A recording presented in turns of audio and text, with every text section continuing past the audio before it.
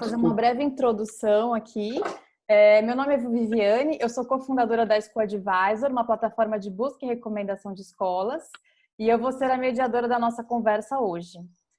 A gente da School Advisor, junto com a Bitumami, com a Iris Lab, com a Pluri e com a psicóloga e terapeuta familiar Thaís Mazzi, vamos promover 4 encontros para vocês, com o foco nesse tema da educação.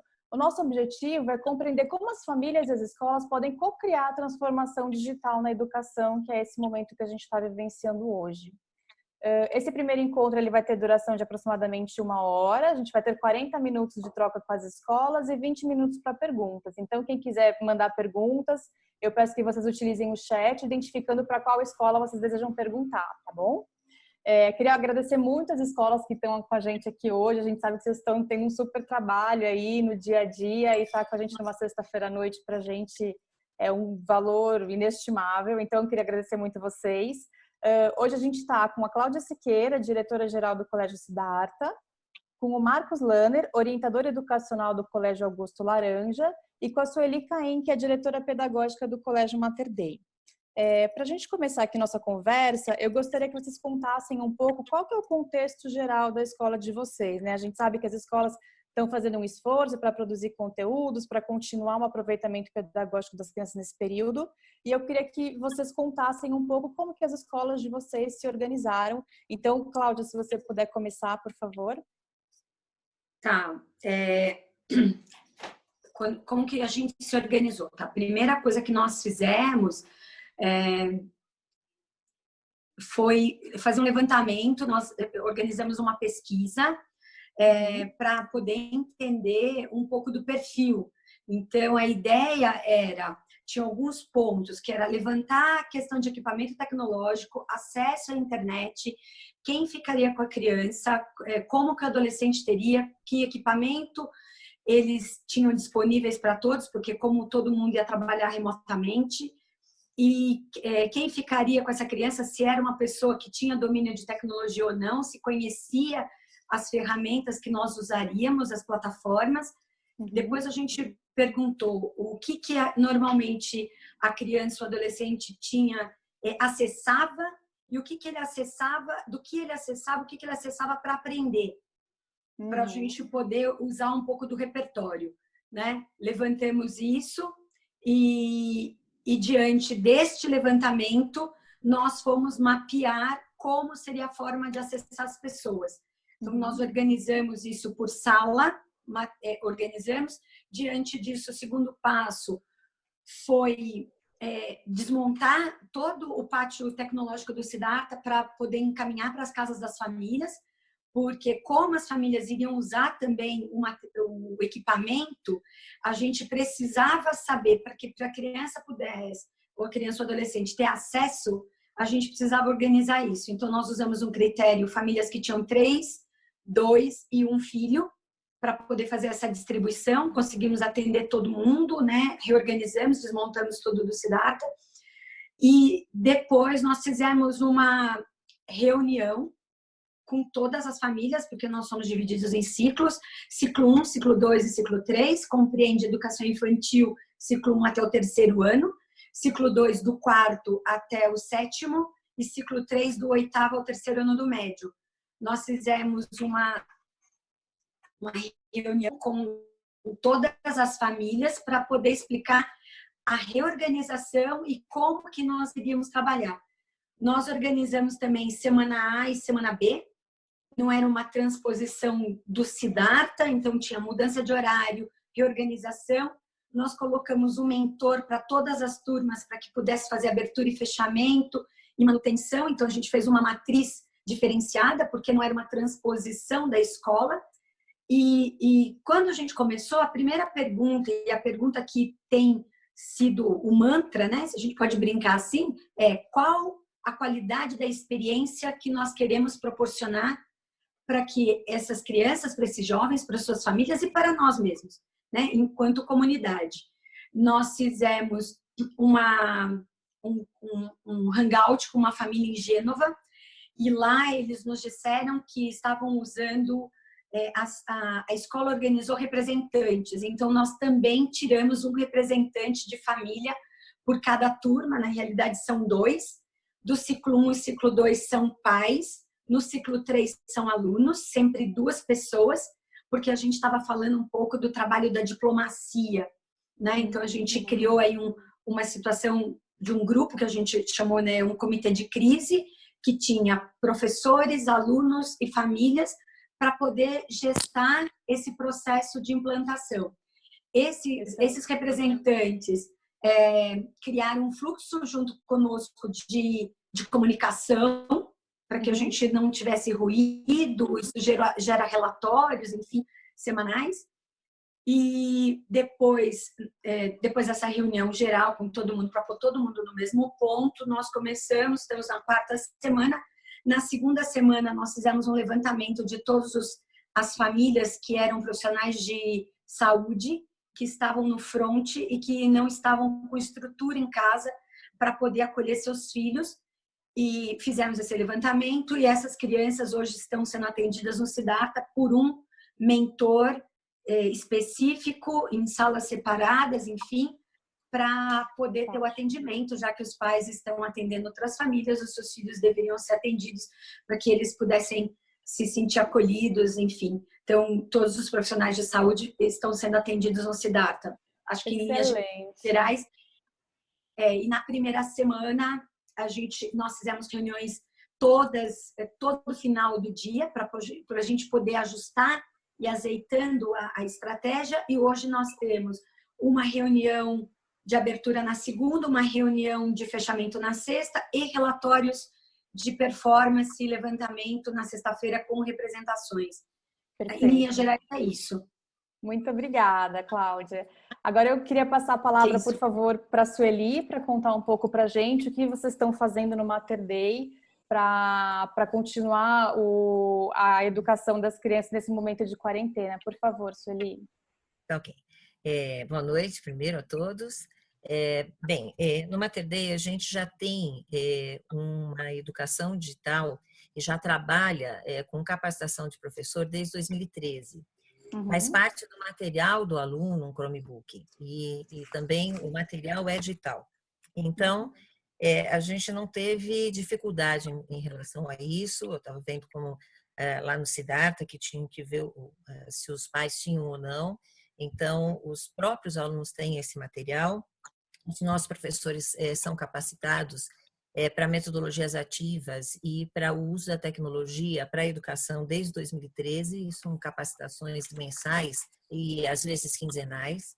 Então, a gente não teve uma dificuldade de adaptação nem de aluno e nem dos professores. A gente hoje, não sei se vocês sabem, nós somos a primeira escola a receber o selo de referência Google da América Latina. Então, para nós, já está no DNA usar a tecnologia como uma ferramenta, né? Não em si, mas como uma ferramenta para o desenvolvimento do aprendizado. Nós soubemos na sexta-feira à noite, né, que nós teríamos esse período de quarentena.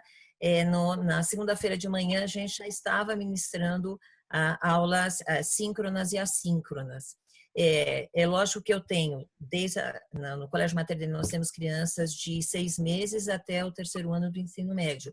E as estratégias, é lógico, são diferentes, mas a gente faz com todas, dependendo da faixa etária, a gente diminui, é lógico, o período de contato com as crianças, mas nós estamos trabalhando com um horário diferenciado, porque não é adequado que a criança fique muito tempo na frente da tela. Com os maiores, Fundamental 2 e médio, aí eles ficam um pouco de mais tempo, mas nós conseguimos elaborar um horário em que eles ficam parte na tela, com interação realmente com os professores, e depois eles ficam a um momento em que o professor fica, nós chamamos de plantão, não é bem um plantão, o professor dá atividades, pesquisas, etc., e fica à disposição do aluno. O aluno vai, naquele momento, questionando, tirando as suas dúvidas de forma individual. O material assíncrono que é enviado, eles mandam por meio de links pelo Classroom. Nós utilizamos muito todas as ferramentas do G Suite, que são gratuitas e que são muito apropriadas para o ensino da educação quando elas são bem utilizadas, quando você conhece, né? Como você sabe, quando ela pode usar para a educação. Com os pequenos do ensino fundamental 1 e ensino infantil, nós temos, além, um número menor de aulas síncronas, mas todos os dias a professora faz um vídeo de orientação, então tem as rotinas para que eles também possam ter o contato com o professor e que a família também nos ajude nesse momento de desenvolvimento. Então, dessas duas formas nós estamos trabalhando. O pessoal da alfabetização, por exemplo, eu, a professora, a coordenadora do segmento, e eu tenho uma coordenadora de tecnologia educacional. Então, nós entramos na aula, a coordenadora observa quem é que tem dificuldades, principalmente a alfabetização, ela faz isso com tudo, mas a alfabetização tem sido a preocupação maior dos pais. Perfeito. Então, ela entra, ela observa quais as crianças que têm mais dificuldade, ela está atendendo à tarde individualmente. Mesmo os que não têm dificuldade, os pais que não se sentem à vontade para poder ajudar e precisam da ajuda dela, então há um agendamento e ela atende toda a tarde todos os pais ou todas as crianças que necessitam. Nós temos um curso bilíngue também. No bilíngue a gente, além de aulas síncronas, eles têm um site, cada professor criou um site e lá vai o material para que eles possam também trabalhar diariamente. Tá ótimo, obrigada, viu, Sueli? Agora eu queria ouvir, por favor, o Marcos. Ele é do Augusto Laranja, então eu gostaria de saber um pouquinho, Marcos, como que o Augusto Laranja está se organizando? Quais são as estratégias que vocês estão usando? Sim, boa noite a todos. Boa noite. Obrigado aí pela oportunidade. Bom, o Augusto Laranja já trabalhava com G Suite, né? Então a gente já tinha no Fundamental 2, no médio, e no último ano também do Fundamental 1, todo um processo aí de aproximação deles às ferramentas do G Suite.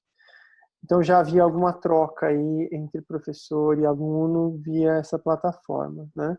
No momento então em que se estabeleceu ali a quarentena, o Fundamental 2 e o médio teve mais rapidamente a adaptação de alargar o uso dessa ferramenta, né? Usar ela na sua integralidade, e a gente adaptou, claro, a rotina de aula para o que é o ensino remoto. A gente não pode pressupor o mesmo tempo de fala de professor no presencial e transportar isso para o remoto, né? A gente tem que ter uma participação do aluno ali, entrega de atividade, enfim, tem um repertório um pouco diferente, né? Mas, de toda forma, o trabalho acaba sendo dividido assim, né? Então, tem momentos síncronos, com lives, né? Com aulas, tem momentos assíncronos, com videoaulas, tem atividades que são compostas com materiais, tanto produzidos pelos professores, quanto também indicação através de links de internet ou enfim, compilação de material. E cada aula da grade, então a gente usou a própria grade, né, que rege o cotidiano escolar, tem algum trabalho, alguma atividade a ser realizado. Então essa atividade ela pode ser parcialmente uma aula síncrona, ou ela pode ser algum tipo de atividade que o aluno deve realizar e entregar, enfim. Então, a gente manteve aquela grade horária para reger o cotidiano e a organização dos alunos, e fomos diversificando as estratégias para o trabalho remoto, né? No ensino fundamental 1 e educação infantil, então aí teve uma diferença, né? Então o ensino fundamental 2 e o médio já seguiu e segue direto, né? Sua atividade letiva. Já o infantil e fundamental 1 teve um momento inicial de compartilhar ali, mandar para os pais cronogramas de atividade que davam continuidade às atividades, né? Ao cronograma de planejamento que já vinha sendo trabalhado em sala, mas naquele momento inicial onde a gente não tinha todas as definições, né? Então declarou-se a suspensão, acho que isso é um pormenor importante de se resgatar, né? Declarou-se a suspensão das aulas, mas a gente não tinha posicionamentos convergentes, né? Se poderia ser trabalhado atividade à distância, enfim, se aquilo contaria como dia letivo, não tinha nada ainda definido, né? Então, a gente teve aí esse momento inicial de adaptação. O Fundamental 1 e o infantil seguiram dessa forma. Então, transmitiram algumas atividades para serem feitas. Depois, houve férias. Então, a gente antecipou as férias para o Fundamental 1 e para o infantil, para a escola poder se readequar e aí sim entrar no ensino remoto, né, na sua totalidade aí, com momentos síncronos, com momentos assíncronos e toda a diversidade necessária para fazer o trabalho remoto. Perfeito. E aí, Marta, até aproveitando aqui o gancho, falando um pouquinho especificamente de Fundamental 2 e de ensino médio, que a gente sabe que os adolescentes já costumam ter um pouco mais de autonomia, até que ponto os pais devem interferir na organização e na execução das tarefas que são feitas em casa? Ou essa organização deve ser toda feita pelo aluno, pelo estudante?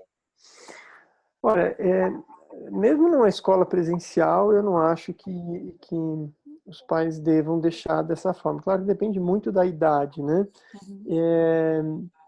A gente está falando aí de uma diversidade muito grande quando você pega Fundamental 2 e médio.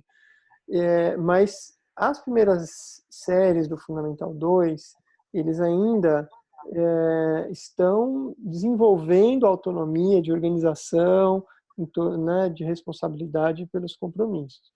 Então, isso tanto no presencial quanto no remoto, né? Mas isso no remoto fica ainda mais patente.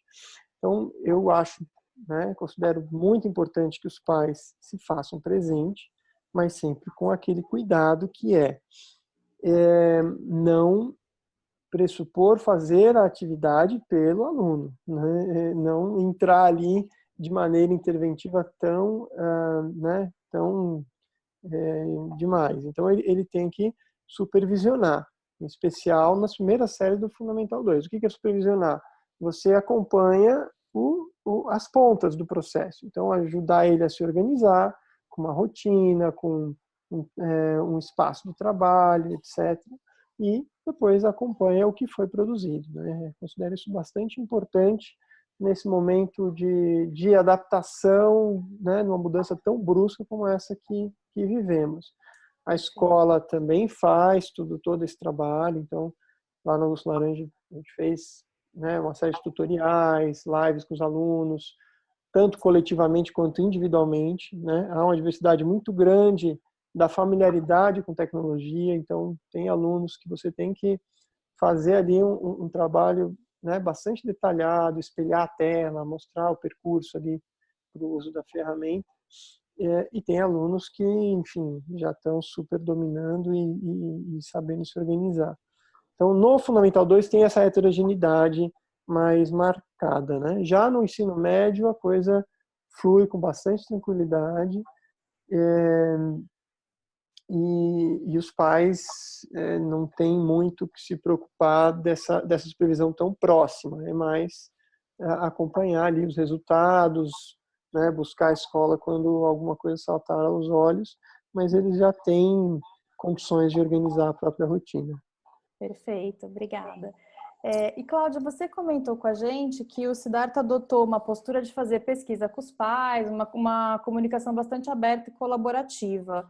Você acredita que esse modelo facilitou a adaptação dos alunos e das famílias às atividades online? Você acha que isso foi um fator determinante para o sucesso?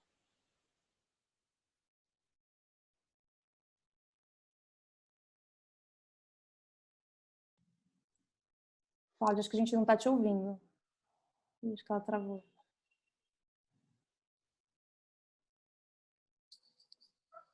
Cláudia, tá por aí? Para ver, não. Oi. Estão me ouvindo? Agora estamos. Uhum. Voltou? Voltou. Vocês estão me ouvindo? Estamos. Uhum. Legal.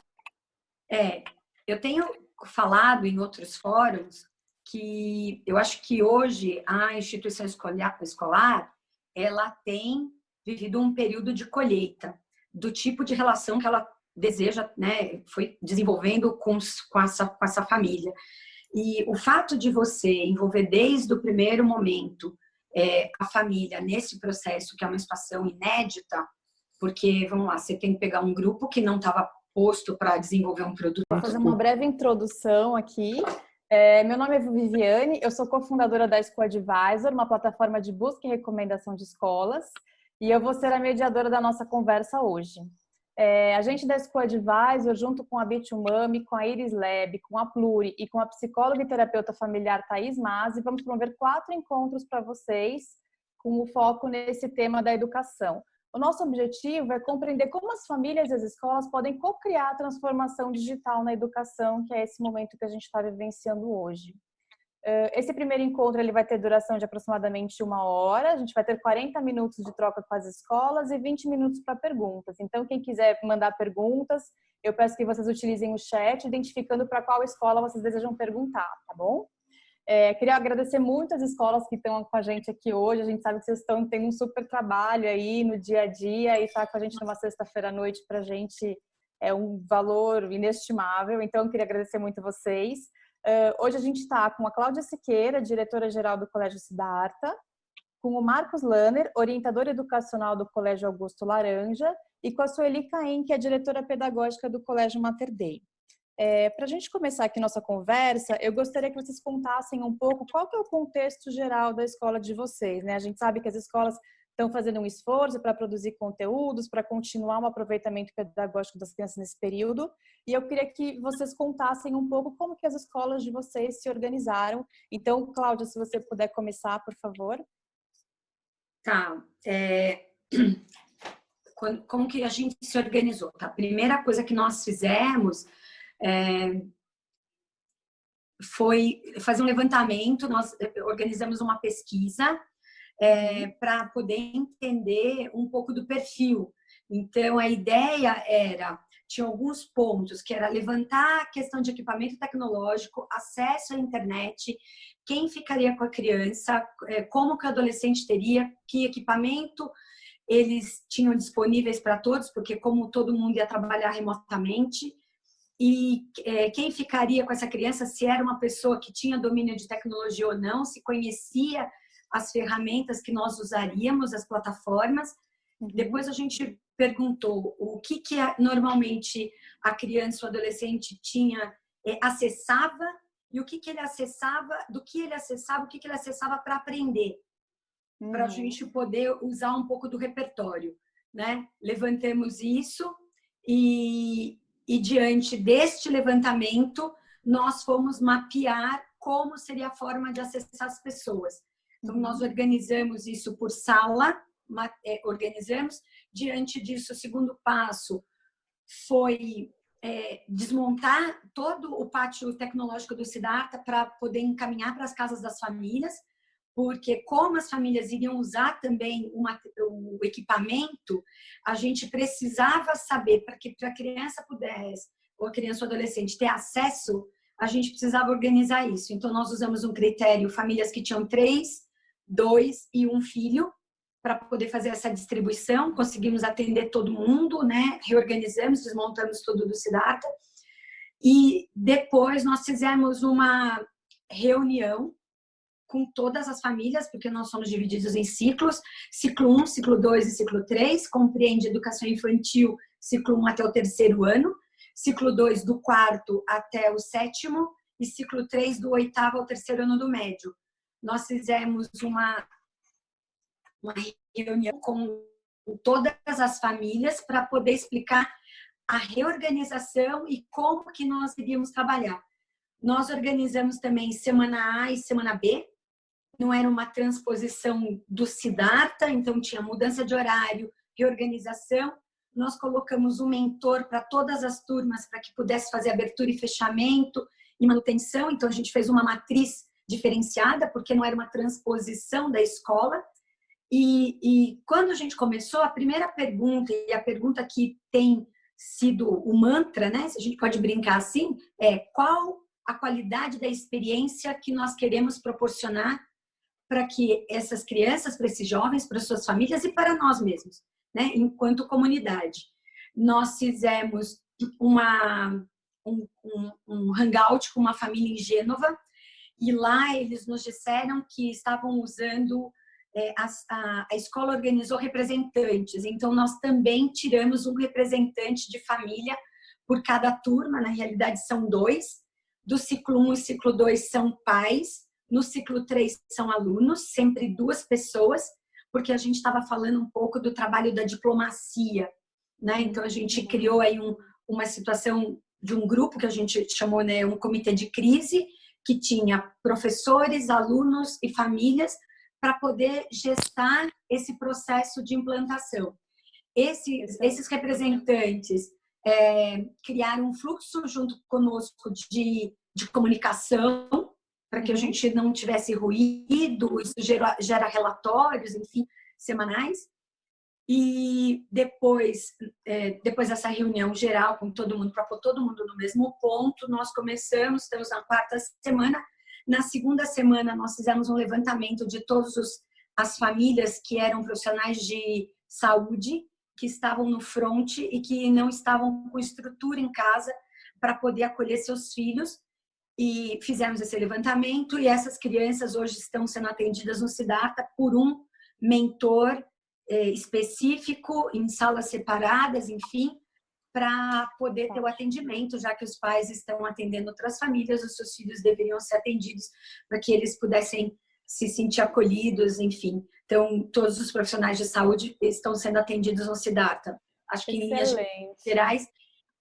E na primeira semana, nós fizemos reuniões todo final do dia para a gente poder ajustar e azeitando a estratégia. E hoje nós temos uma reunião de abertura na segunda, uma reunião de fechamento na sexta e relatórios de performance e levantamento na sexta-feira com representações. Perfeito. Em linhas gerais é isso. Muito obrigada, Cláudia. Agora eu queria passar a palavra, por favor, para a Sueli, para contar um pouco para a gente o que vocês estão fazendo no Mater Dei para continuar a educação das crianças nesse momento de quarentena. Por favor, Sueli. Ok. Boa noite, primeiro, a todos. No Mater Dei a gente já tem uma educação digital e já trabalha com capacitação de professor desde 2013. Faz parte do material do aluno um Chromebook e também o material é digital. Então, a gente não teve dificuldade em relação a isso. Eu estava vendo como lá no Siddhartha que tinham que ver se os pais tinham ou não. Então, os próprios alunos têm esse material. Os nossos professores são capacitados para metodologias ativas e para o uso da tecnologia para a educação desde 2013. São capacitações mensais e às vezes quinzenais. Então, a gente não teve uma dificuldade de adaptação nem de aluno e nem dos professores. A gente hoje, não sei se vocês sabem, nós somos a primeira escola a receber o selo de referência Google da América Latina. Então, para nós, já está no DNA usar a tecnologia como uma ferramenta, né? Não em si, mas como uma ferramenta para o desenvolvimento do aprendizado. Nós soubemos na sexta-feira à noite, né, que nós teríamos esse período de quarentena. Na segunda-feira de manhã, a gente já estava ministrando aulas síncronas e assíncronas. É lógico que eu tenho, no Colégio Mater Dei nós temos crianças de 6 meses até o 3º ano do ensino médio. E as estratégias, é lógico, são diferentes, mas a gente faz com todas, dependendo da faixa etária, a gente diminui, é lógico, o período de contato com as crianças, mas nós estamos trabalhando com um horário diferenciado, porque não é adequado que a criança fique muito tempo na frente da tela. Com os maiores, Fundamental 2 e médio, aí eles ficam um pouco de mais tempo, mas nós conseguimos elaborar um horário em que eles ficam parte na tela, com interação realmente com os professores, e depois eles ficam a um momento em que o professor fica, nós chamamos de plantão, não é bem um plantão, o professor dá atividades, pesquisas, etc., e fica à disposição do aluno. O aluno vai, naquele momento, questionando, tirando as suas dúvidas de forma individual. O material assíncrono que é enviado, eles mandam por meio de links pelo Classroom. Nós utilizamos muito todas as ferramentas do G Suite, que são gratuitas e que são muito apropriadas para para o ensino da educação quando elas são bem utilizadas, quando você conhece, né? Como você sabe, quando ela pode usar para a educação. Com os pequenos do ensino fundamental 1 e ensino infantil, nós temos, além, um número menor de aulas síncronas, mas todos os dias a professora faz um vídeo de orientação, então tem as rotinas para que eles também possam ter o contato com o professor e que a família também nos ajude nesse momento de desenvolvimento. Então, dessas duas formas nós estamos trabalhando. O pessoal da alfabetização, por exemplo, eu, a professora, a coordenadora do segmento, e eu tenho uma coordenadora de tecnologia educacional. Então, nós entramos na aula, a coordenadora observa quem é que tem dificuldade, principalmente a alfabetização, ela faz isso com tudo, mas a alfabetização tem sido a preocupação maior dos pais. Perfeito. Então, ela entra, ela observa quais as crianças que têm mais dificuldade, ela está atendendo à tarde individualmente. Mesmo os que não têm dificuldade, os pais que não se sentem à vontade para poder ajudar e precisam da ajuda dela, então há um agendamento e ela atende toda a tarde todos os pais ou todas as crianças que necessitam. Nós temos um curso bilíngue também, no bilíngue a gente, além de aulas síncronas, eles têm um site, cada professor criou um site e lá vai o material para que eles possam também trabalhar diariamente. Tá ótimo, obrigada, viu, Sueli? Agora eu queria ouvir, por favor, o Marcos. Ele é do Augusto Laranja, então eu gostaria de saber um pouquinho, Marcos, como que o Augusto Laranja está se organizando? Quais são as estratégias que vocês estão usando? Sim, boa noite a todos. Boa noite. Obrigado aí pela oportunidade. Bom, o Augusto Laranja já trabalhava com G Suite, né? Então a gente já tinha no Fundamental 2, no médio e no último ano também do Fundamental 1, todo um processo aí de aproximação deles às ferramentas do G Suite. Então já havia alguma troca aí entre professor e aluno via essa plataforma, né? No momento então em que se estabeleceu ali a quarentena, o Fundamental 2 e o médio teve mais rapidamente a adaptação de alargar o uso dessa ferramenta, né? Usar ela na sua integralidade, e a gente adaptou, claro, a rotina de aula para o que é o ensino remoto. A gente não pode pressupor o mesmo tempo de fala de professor no presencial e transportar isso para o remoto, né? A gente tem que ter uma participação do aluno ali, entrega de atividade, enfim, tem um repertório um pouco diferente, né? Mas, de toda forma, o trabalho acaba sendo dividido assim, né? Então, tem momentos síncronos, com lives, né? Com aulas, tem momentos assíncronos, com videoaulas, tem atividades que são compostas com materiais, tanto produzidos pelos professores, quanto também indicação através de links de internet ou enfim, compilação de material. E cada aula da grade, então a gente usou a própria grade, né, que rege o cotidiano escolar,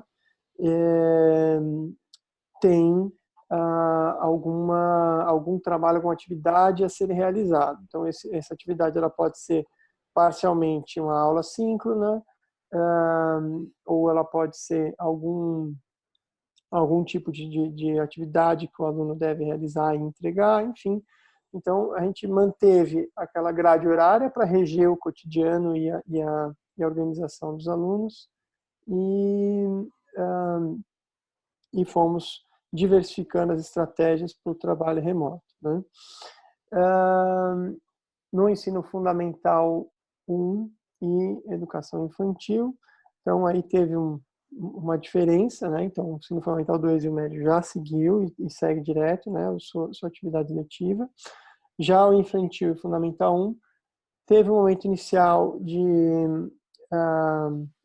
compartilhar ali, mandar para os pais cronogramas de atividade que davam continuidade às atividades, né? Ao cronograma de planejamento que já vinha sendo trabalhado em sala, mas naquele momento inicial, onde a gente não tinha todas as definições, né? Então, declarou-se a suspensão, acho que isso é um pormenor importante de se resgatar, né? Declarou-se a suspensão das aulas, mas a gente não tinha posicionamentos convergentes, né? Se poderia ser trabalhado atividade à distância, enfim, se aquilo contaria como dia letivo, não tinha nada ainda definido, né? Então, a gente teve aí esse momento inicial de adaptação. O Fundamental 1 e o infantil seguiram dessa forma. Então, transmitiram algumas atividades para serem feitas. Depois, houve férias. Então, a gente antecipou as férias para o Fundamental 1 e para o infantil, para a escola poder se readequar e aí sim entrar no ensino remoto, né, na sua totalidade aí, com momentos síncronos, com momentos assíncronos e toda a diversidade necessária para fazer o trabalho remoto. Perfeito. E aí, Mato, até aproveitando aqui o gancho, falando um pouquinho especificamente de Fundamental 2 e de ensino médio, que a gente sabe que os adolescentes já costumam ter um pouco mais de autonomia, até que ponto os pais devem interferir na organização e na execução das tarefas que são feitas em casa? Ou essa organização deve ser toda feita pelo aluno, pelo estudante? Olha, mesmo numa escola presencial, eu não acho que os pais devam deixar dessa forma. Claro que depende muito da idade, né? A gente está falando aí de uma diversidade muito grande quando você pega Fundamental 2 e médio. Mas as primeiras séries do Fundamental 2, eles ainda estão desenvolvendo autonomia de organização, né, de responsabilidade pelos compromissos. Então, isso tanto no presencial quanto no remoto, né? Mas isso no remoto fica ainda mais patente. Então, eu acho, né, considero muito importante que os pais se façam presente, mas sempre com aquele cuidado que não pressupor fazer a atividade pelo aluno, né? Não entrar ali de maneira interventiva tão demais. Então, ele tem que supervisionar, em especial nas primeiras séries do Fundamental 2. O que é supervisionar? Você acompanha as pontas do processo. Então, ajudar ele a se organizar com uma rotina, com um espaço de trabalho, etc. E depois acompanha o que foi produzido, né? Considero isso bastante importante nesse momento de adaptação, né, numa mudança tão brusca como essa que vivemos. A escola também faz todo esse trabalho, então lá no Augusto Laranja a gente fez, né, uma série de tutoriais, lives com os alunos, tanto coletivamente quanto individualmente, né? Há uma diversidade muito grande da familiaridade com tecnologia, então tem alunos que você tem que fazer ali um trabalho, né, bastante detalhado, espelhar a tela, mostrar o percurso ali para o uso da ferramenta. E tem alunos que, enfim, já estão super dominando e sabendo se organizar. Então, no Fundamental 2 tem essa heterogeneidade mais marcada, né? Já no ensino médio, a coisa flui com bastante tranquilidade e os pais não têm muito que se preocupar dessa supervisão tão próxima, é mais acompanhar ali os resultados, né, buscar a escola quando alguma coisa saltar aos olhos, mas eles já têm condições de organizar a própria rotina. Perfeito, obrigada. E Cláudia, você comentou com a gente que o Siddhartha adotou uma postura de fazer pesquisa com os pais, uma comunicação bastante aberta e colaborativa. Você acredita que esse modelo facilitou a adaptação dos alunos e das famílias às atividades online? Você acha que isso foi um fator determinante para o sucesso?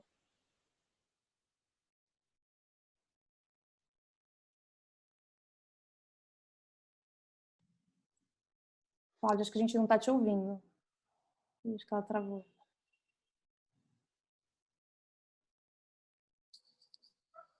Cláudia, está por aí? Para ver, não. Oi. Estão me ouvindo? Agora estamos. Uhum. Voltou? Voltou. Vocês estão me ouvindo? Estamos. Uhum. Legal.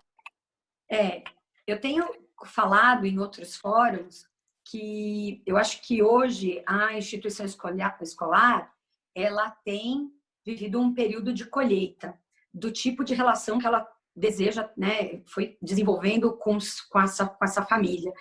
E o fato de você envolver desde o primeiro momento a família nesse processo, que é uma situação inédita, porque, vamos lá, você tem que pegar um grupo que não estava posto para desenvolver um produto X, para uma pessoa que não, entre aspas, não comprou esse produto e que não espera receber isso, e você tem que dizer, olha, gente, estamos todo mundo dentro do mesmo saco e vamos trabalhar juntos, né?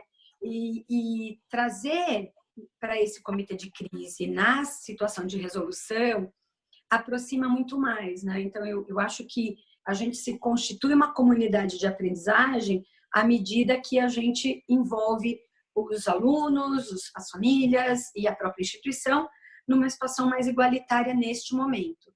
Isso tem, primeiro, diminuindo muito a questão de ruído e uma relação de entrega, porque tem um esforço coletivo para que essa experiência seja melhor para todo mundo, né?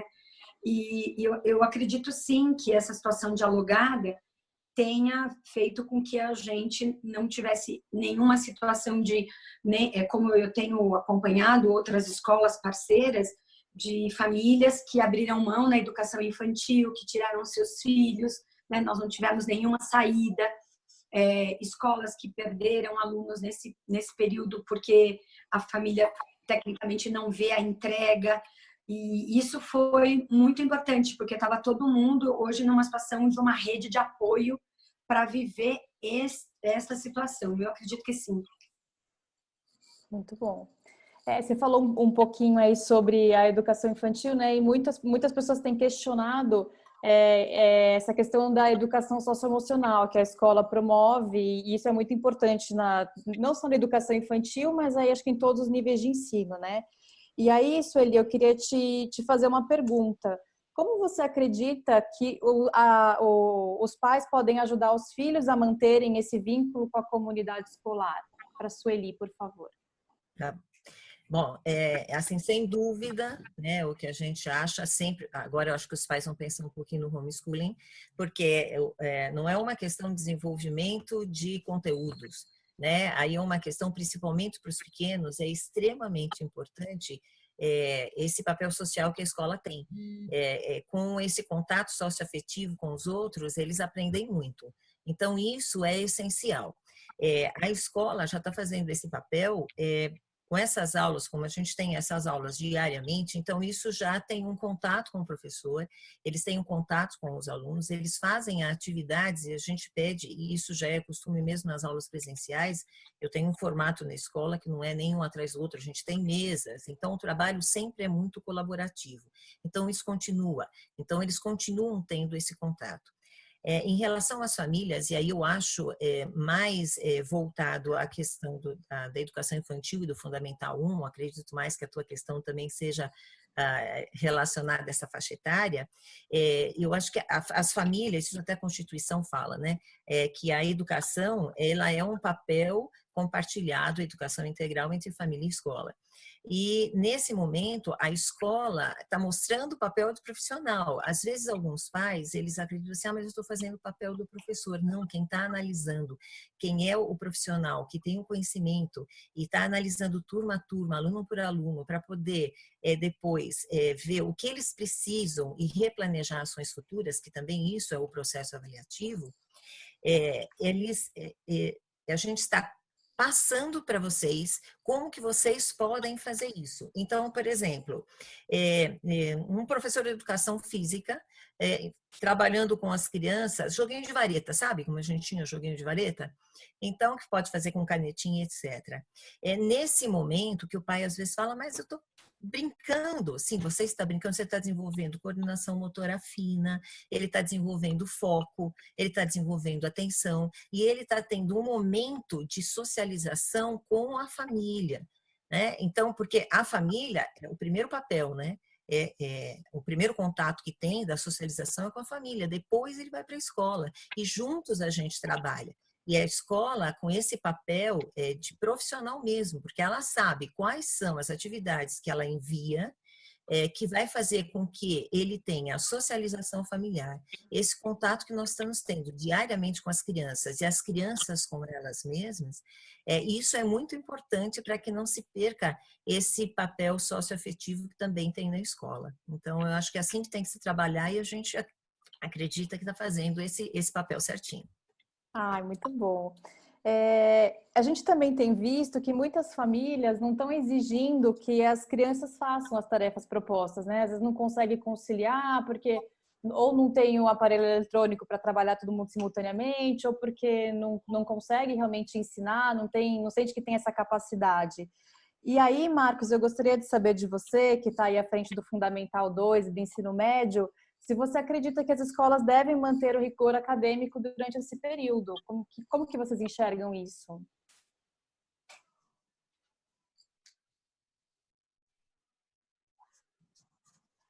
Você está no mudo. Agora sim. Perdão. Pronto. Bom, sim, tá? O rigor acadêmico é algo, né, central para a escola, assim como a organização de percursos de aprendizagem, né? Então, a gente não tem como prescindir disso, né? Isso é a característica da escola. Agora, o que não quer dizer que a escola não deve ter também sensibilidade para o momento. Na verdade, não só a escola, acho que todos nós, né? Escola, família, professores, acho que a Cláudia, se não me engano, aí falou, que eu acho bem pertinente, que é isso. A gente não está numa situação em que as famílias contrataram um serviço EAD, e nem a escola é uma escola que se propôs e se preparou para oferecer um serviço EAD. Aliás, nem se fala EAD, né? Melhor a gente falar ensino remoto, porque EAD já é uma categoria de ensino bastante bem constituída e que não é isso que as escolas estão fazendo. O que as escolas estão fazendo são transpor o que elas faziam presencialmente por uma situação bastante atípica para acontecer de maneira remota, né? Então, todos devemos ter sensibilidade a isso. Veja que isso não impede que haja cobrança, que haja rigor no trabalho que está sendo feito, mas tendo aí os devidos cuidados e sensibilidade para o momento. Entendi, perfeito. E Sueli, eu queria ouvir um pouquinho de você. Como que as escolas, na sua opinião, né? Como as escolas podem usar as plataformas digitais para realizar a avaliação do aproveitamento pedagógico dos alunos? Muito boa pergunta. Viviane, é o seguinte, primeiro eu acho que a gente precisa deixar bem claro o que é avaliação, porque às vezes a pessoa acha que prova é avaliação. A avaliação é algo muito mais amplo do que prova, né? Então, a avaliação faz parte de um processo de aprendizagem. E existem 3 formas, o que a gente chama de uma diagnóstica, que vai avaliar questões socioemocionais mesmo, habilidades, competências, que eu chamo de prova subjacente. Então, por exemplo, autonomia, responsabilidade, comprometimento, resiliência, que eu acho que agora é a palavra da vez. Estava lendo um texto de um neurocientista, estava dizendo exatamente isso. O que a gente precisa mais agora é resiliência. Então, isso é o que tem de forma subjacente, que é o que a gente faz, mesmo em aulas síncronas, você consegue perceber, e no Mater Dei a gente tem uma rubrica, que é uma ferramenta que você usa, um instrumento que você usa de avaliação. Existe avaliação processual, que para mim é a mais importante e foi o que a gente sempre fez, que é a avaliação do processo. Você não espera, eu não tenho no Mater Dei um período de avaliação. Eu não tenho para fazer avaliação, não tem isso. A gente faz uma avaliação contínua. Então, para isso, existe uma série de ferramentas para você avaliar. Porque a intenção é, você avalia e para você saber como é que está o aprendizado, para você depois planejar ou replanejar ações futuras. E a somativa, que você pode fazer essa de nota, que você fecha um período, tá? E que você aplica a nota, porque isso também é uma questão legal. É essencial que a gente faça isso agora, porque também eu preciso analisar depois, na volta, se houver alguma defasagem, para a gente poder trabalhar. Ferramentas existem diversas, muitas mesmo. Então, por exemplo, vou dar alguns exemplos com os quais a gente trabalha. Um formulário Google, por exemplo. O formulário, inclusive, facilita a vida do professor, que está trabalhando muito nesse momento. Então, eu consigo, nesse formulário, colocar vídeos, colocar figuras, porque é um momento de aprendizagem também. O aluno consegue trabalhar em forma, inclusive em grupos. Eu tenho o Doc, por exemplo, uma ferramenta que você pode fazer um trabalho colaborativo e o professor consegue acompanhar de quem foi a colaboração, porque você tem o nome de todas as crianças e você consegue entender o que cada um está compreendendo. Então, você tem, por exemplo, a apresentação. Essa somativa que muita gente tem a preocupação de que vão colar, você vai colar se você trabalhar com conteúdo. Se você trabalhar uma avaliação com uma avaliação de habilidades e competências, não tem como colar. Então, por exemplo, essa somativa, hoje mesmo a minha professora de desenho geométrico fez. Durante o processo todo ela usou o Khan Academy, GeoGebra, tá? Que são ferramentas que dá para você usar para avaliação. E depois ela fez uma apresentação. Eles teriam que fazer apresentação com temas diferentes e, inclusive, encontrar em uma obra de arte o que eles viram relacionado à geometria e desenho geométrico. Então, existem milhões de ferramentas, isso depende do tipo de avaliação que você quer fazer, formativa, somativa, ou se não a participativa, a diagnóstica. Então, você pode ocupar qualquer uma dessas ferramentas, depende da faixa etária também. É que eu tenho um pouco tempo, senão eu ia ficar falando de avaliação aqui o dia inteiro. É uma pena, a gente ficaria ouvindo também. Eu participei de uma live, inclusive nós somos convidados para isso, para falar somente de avaliação. Foi um trabalho bem bacana. É um tema bastante complexo, né? Ainda mais, e os pais têm bastante curiosidade de saber como isso vai acontecer. E aí, só para finalizar, eu acho que, infelizmente, a gente não tem muito tempo, mas eu gostaria de fazer uma pergunta para a Cláudia sobre os professores, né? A gente sabe que muitos professores ainda não são ou não eram tão familiarizados com as ferramentas online, eles foram obrigados a se reinventar super rapidamente.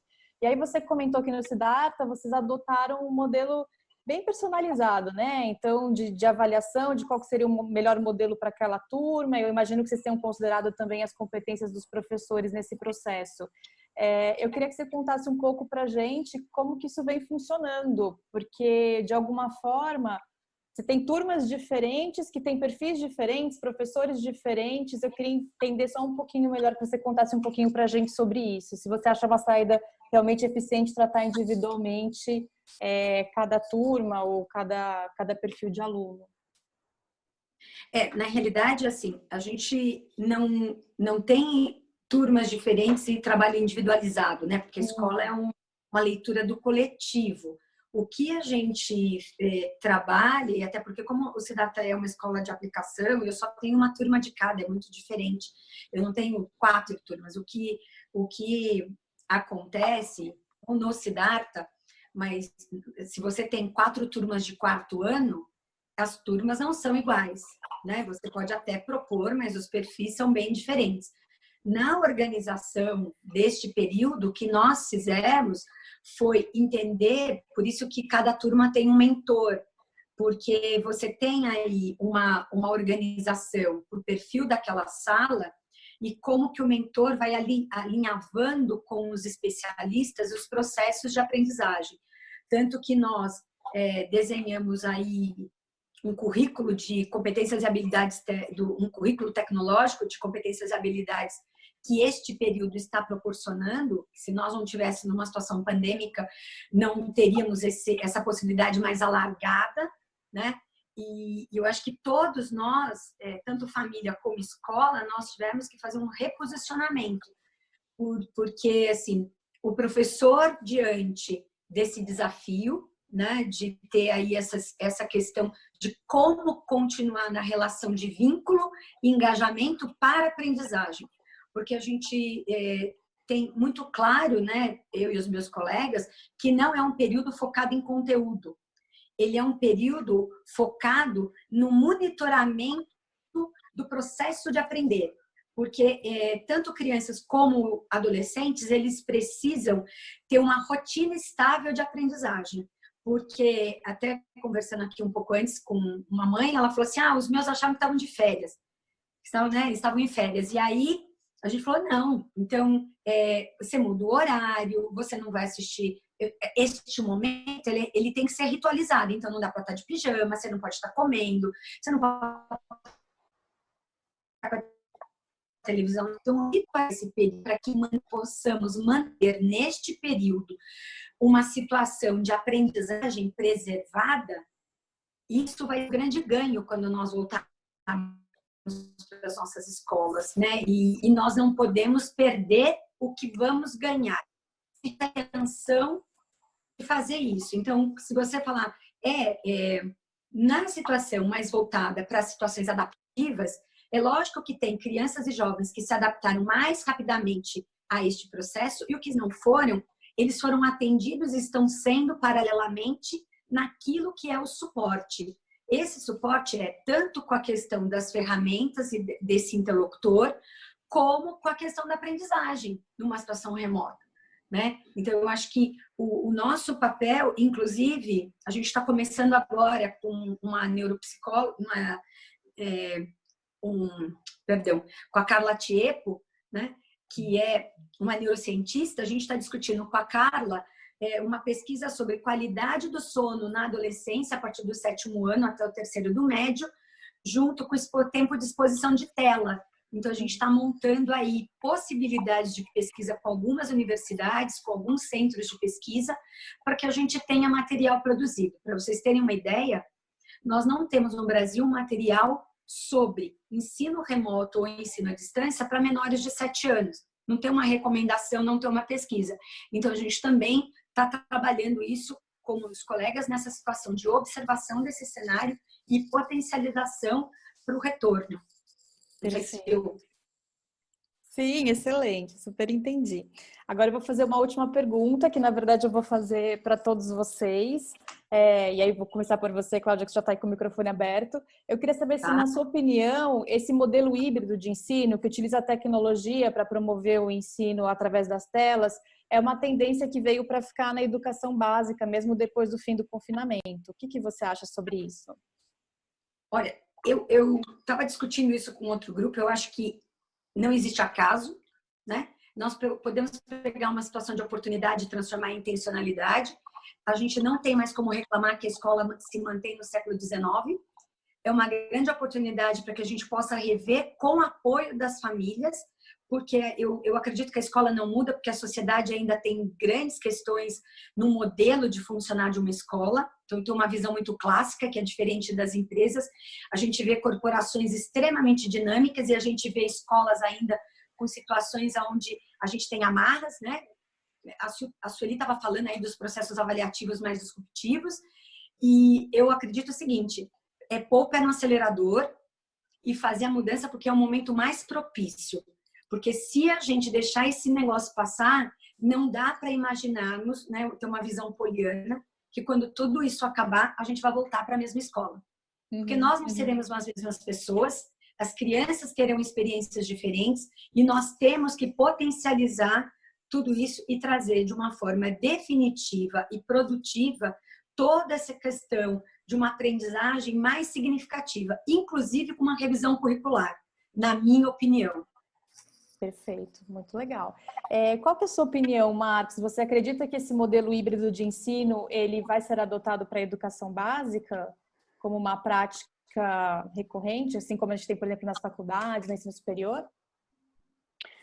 Olha, bom, difícil, né? Futurologia, mas... Desculpe. Prever futuro dá dinheiro. Pois é. Mas é um exercício, né? Eu acho que todos nós estamos aí se perguntando, né? A partir dessa experiência. Mas eu penso o seguinte, tá? Tem muita coisa que está acontecendo, né? No ensino à distância que não é lá tanta novidade assim, né? Então, trabalho remoto os alunos já faziam, quando eles têm lição de casa, sem trabalho para fazer em casa. Mas tem uma novidade importante, e aí eu quero tentar delimitar o que é novo aí, né? O que é novo é o compartilhamento de responsabilidades que, de certa forma, o trabalho remoto acaba propiciando. O que eu quero dizer com isso? Ora, a escola ela é zeladora do seu espaço ali, né? Ela é zeladora do seu espaço de aprendizagem.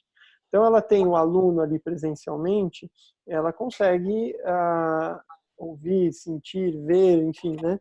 Usar todos os sentidos ali em relação àquele aluno.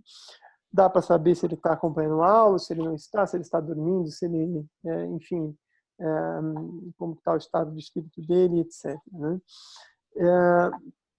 Quando você pensa um trabalho remoto, você tem um certo compartilhar desse setting, desse enquadre aí, né? Então, a escola não tem como organizar a escrivaninha onde o aluno vai estar estudando, né?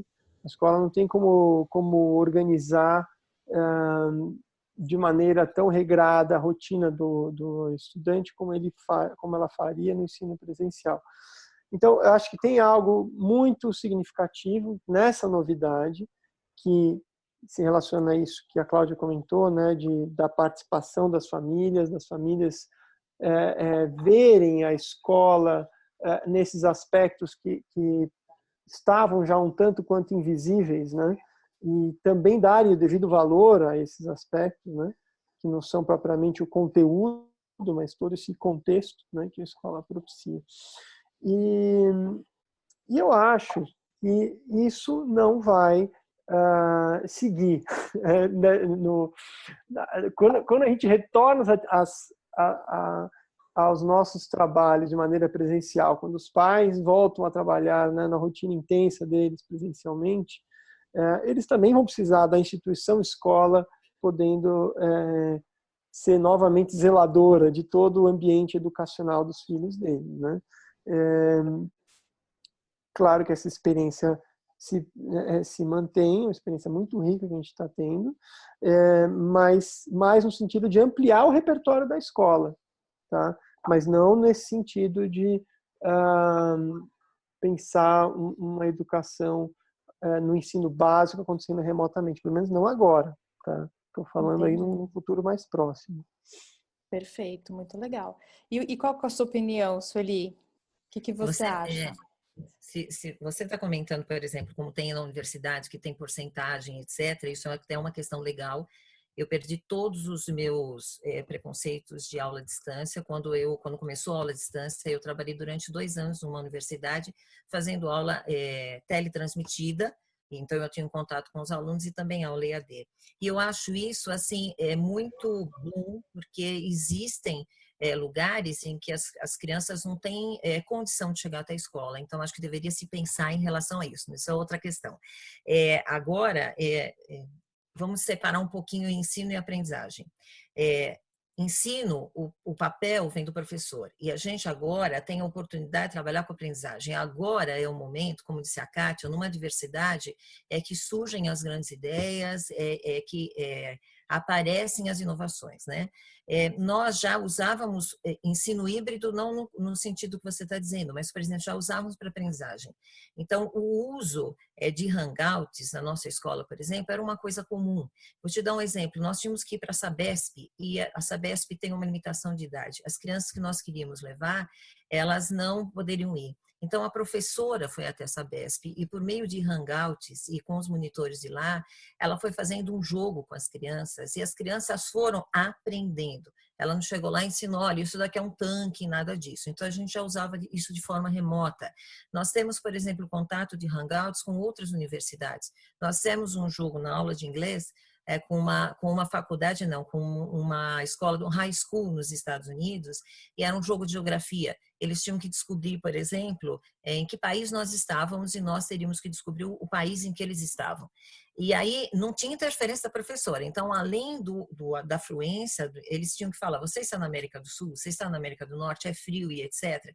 Então, eles foram aprendendo uma série de coisas e eles foram construindo até chegar numa numa situação, na resolução do problema, que eu vi uma pergunta, como é que se trabalha com resolução de problemas nessa situação?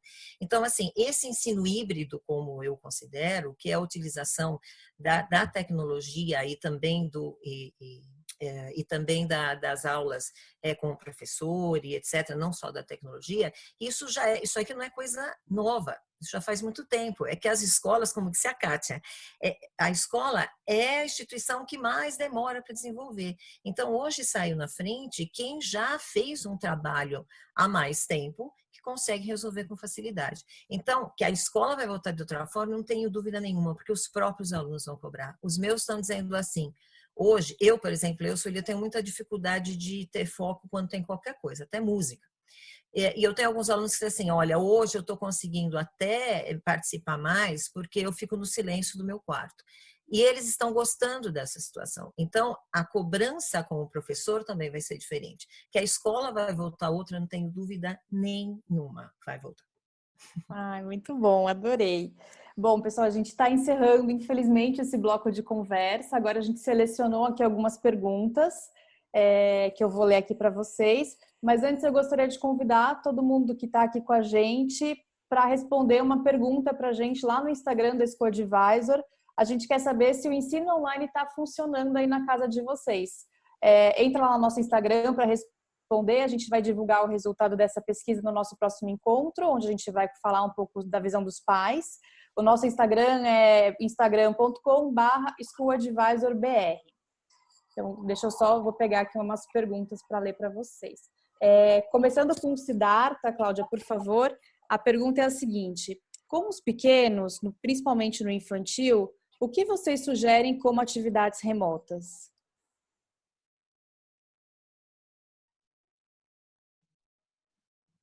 Tá sem o áudio, Cláudia.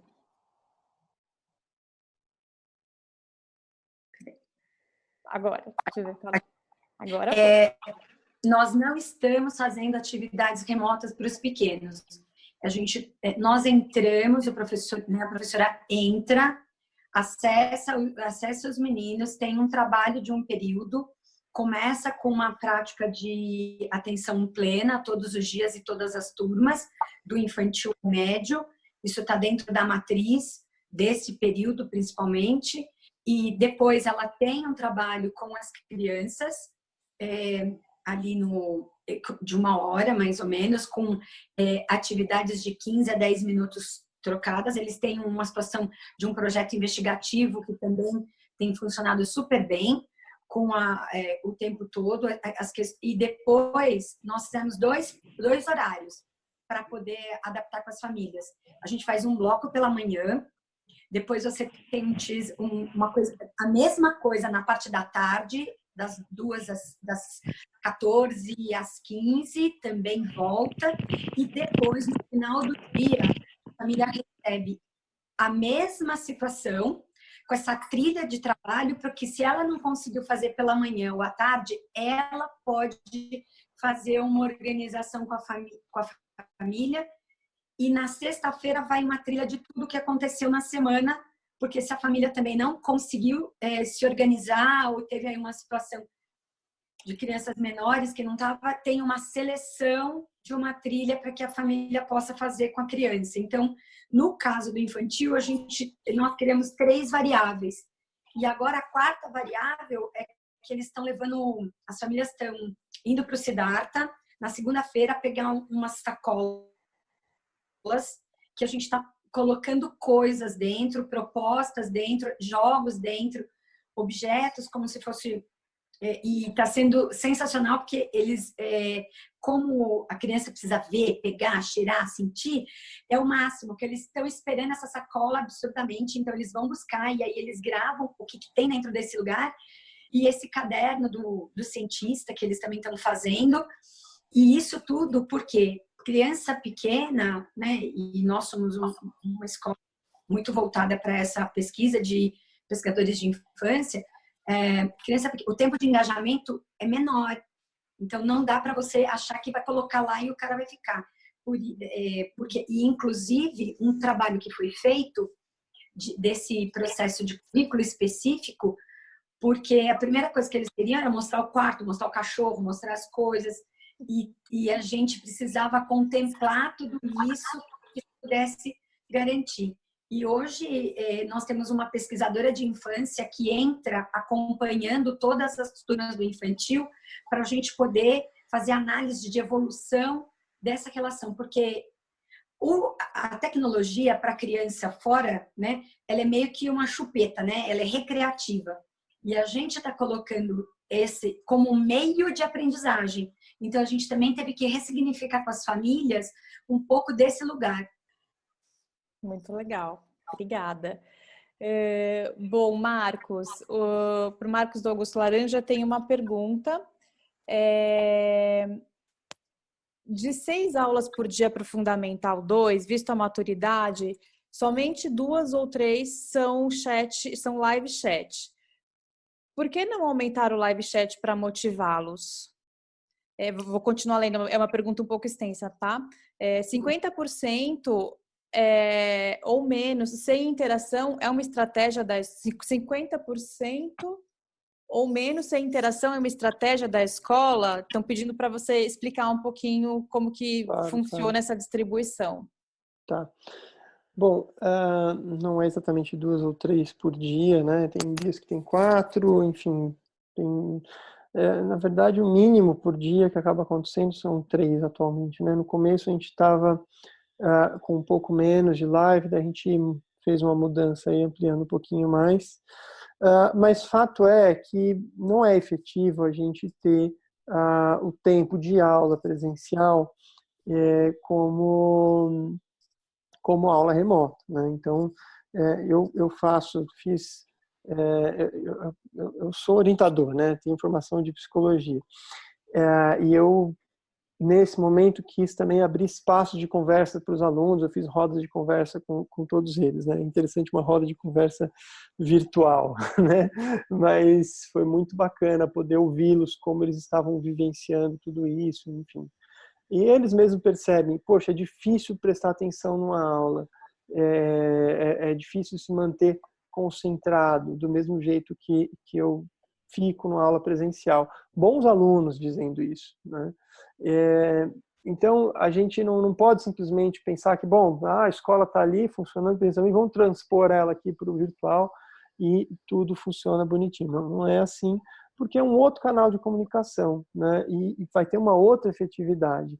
A troca que o professor tem no presencial, né? Poder circular pela sala, poder, né, quebrar a dinâmica de trabalho, enfim, é muito diferente do que é no virtual. Então, tem que ser um período menor mesmo para as lives, né?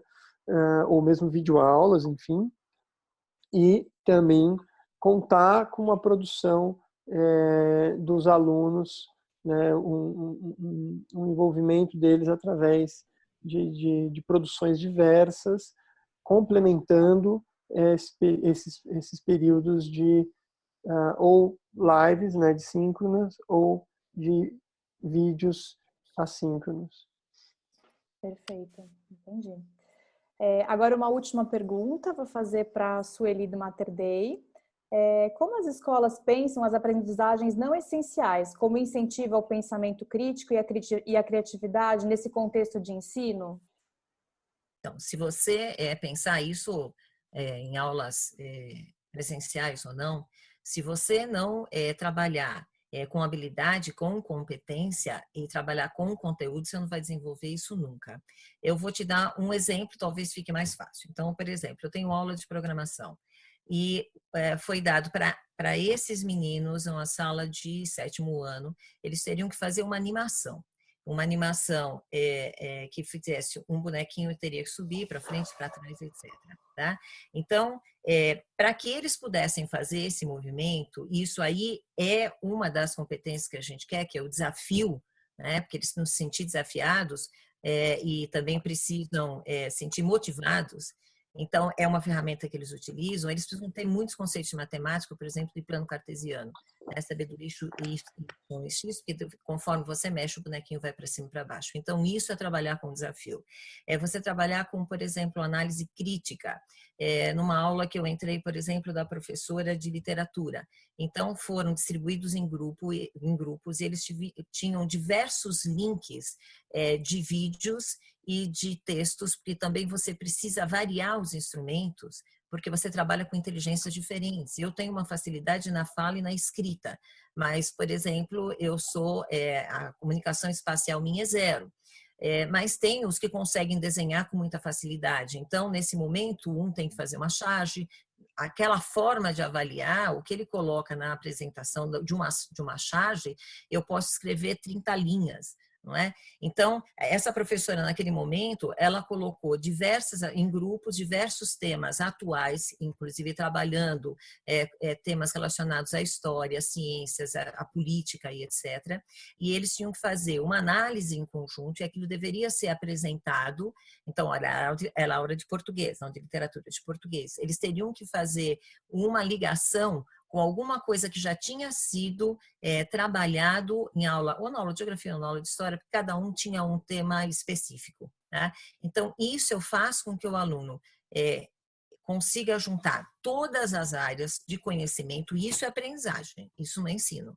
Tá? Então, ele vai ocupar tudo que ele utilizou para se expor e ter essa condição de fazer uma análise crítica, colocar a posição dele, e aí não tem uma correção, isso que eu te falei da avaliação, você vai avaliar o desenvolvimento, se aquilo foi um argumento forte, se ele utilizou dados, por exemplo, para poder falar. Então, você está vendo o desenvolvimento. Então, dá para você trabalhar perfeitamente, né? Tanto presencialmente como de forma de distância. Ah, excelente, obrigada. Complementar uma coisinha para falar, complementar o do Marcos, tem uma questão também da OMS que diz o período que você pode ficar na frente da tela, tá? Então, os pais, de repente, querem só aulas síncronas, não pode por própria orientação da OMS. Tá? Então, há períodos em que as crianças podem ficar e não podem ultrapassar, porque isso não faz bem para a saúde. Só para complementar. Colocação. Bom, pessoal, a gente não vai ter tempo de responder todas as perguntas. Mas eu queria dizer que a gente já conversou previamente com as escolas que estão aqui, eles vão responder e a gente vai responder pessoalmente para cada um, tá? Então, mesmo quem não teve as perguntas respondidas aqui ao vivo, vocês vão receber as respostas depois. Então, queria agradecer muito, Cláudia, a sua participação. Obrigada por estar aqui com a gente hoje. Imagina, obrigada a vocês, adorei. Ai, que bom, a gente também. Marcos, muito obrigada por estar aqui com a gente hoje, por dividir esse tempinho com a gente. Eu que agradeço, foi um prazer enorme. Ai, que bom. Isso, Eli, obrigada a você também. Adorei participar, adorei conhecer um pouco mais sobre todos vocês. Muito obrigada. Eu acho que é hora de compartilhar mesmo. Esse momento de compartilhar. A gente tem que passar de aluno para estudante. Com certeza, todos nós, né? Bom, pessoal, então é isso. Muito obrigada para todo mundo que esteve aqui com a gente. A gente vai ter mais 3 eventos, então um com foco nos pais, um com foco nos professores e um com foco nos estudantes. A gente vai comunicar nas nossas redes, e aí tanto nas redes da School Advisor, da Bitumami, da Iris Lab, da Pluri, da Thaís. Fiquem ligados e participem aqui com a gente, que a gente quer construir uma coisa a 4 mãos, e que todo mundo se envolva nesse momento para ter uma solução que atenda especialmente as nossas crianças que estão na escola, que estão precisando aprender, tá bom? Obrigada, gente. Boa noite. Tchau, gente. Tchau, boa noite. Tchau, boa noite. Tchau, boa noite. Obrigada.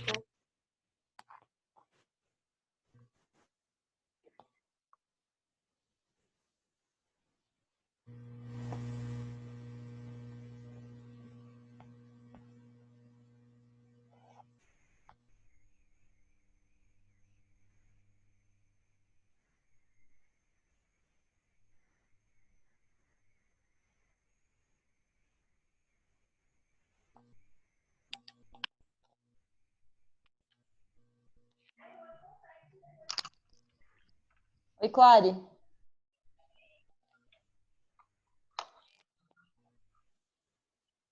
Pode finalizar?